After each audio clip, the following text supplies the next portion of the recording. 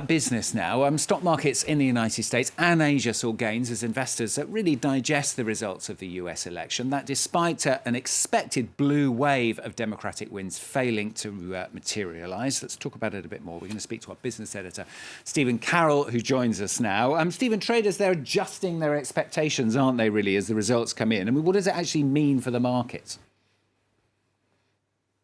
Well, essentially, traders are painting a new picture of what they expect the outcome of the election to be, since the blue wave didn't happen. So the scenario that most investors seem to be working around now is that Joe Biden will win the presidency, but that the Democrats won't control the Senate. So there's mixed, I suppose, consequences there for business as a result.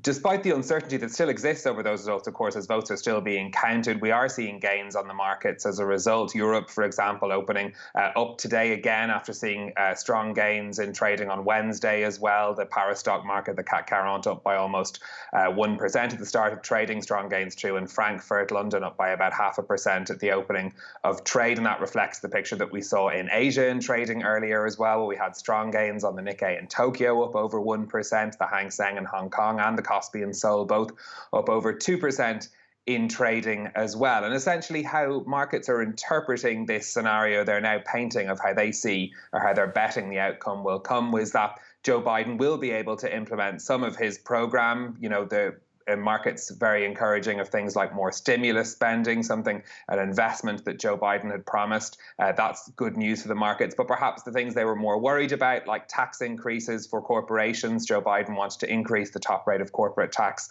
from 21 to 28%. Perhaps he won't have as much power in being able to do that. So I suppose they're seeing a little bit more of a status quo in the future for business. And that's something that, of course, because the markets don't like uncertainty, the idea of there being some sort of certainty in the future when it comes to the policies that affect business, things like tax and regulation and investment, that perhaps there could be some positives, but that the negatives could be limited by the fact that the Democrats aren't at this stage looking likely to control the Senate.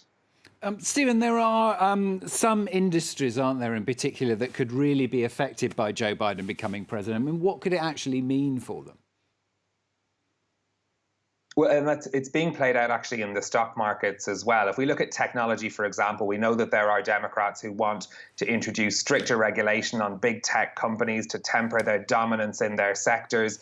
And that's something that we've even seen calls from some Democrats for big tech companies to be broken up if the Democrats don't control the Senate, but Joe Biden is president. It's being interpreted by the markets as meaning that perhaps the push for more regulation on technology won't be as strong as it could have been had the Democrats swept the House, the Senate and the presidency. On the tax front, for example, though, those companies may end up having to pay more tax if Joe Biden is able to increase the tax on corporations. The auto industry, again, facing changes under Joe Biden's policies. They could be facing stricter emissions regulations, more of a push towards greener vehicles. But with that, some incentives promised by Joe Biden, like tax credits for electric vehicles and also investment in infrastructure, charging points for electric vehicles to be able to expand the production of those cars in the US, which could be good news for the auto industry. Then if we think of pharmaceuticals, Joe Biden promising to cut drug prices, particularly for the government insurance programs like Medicare.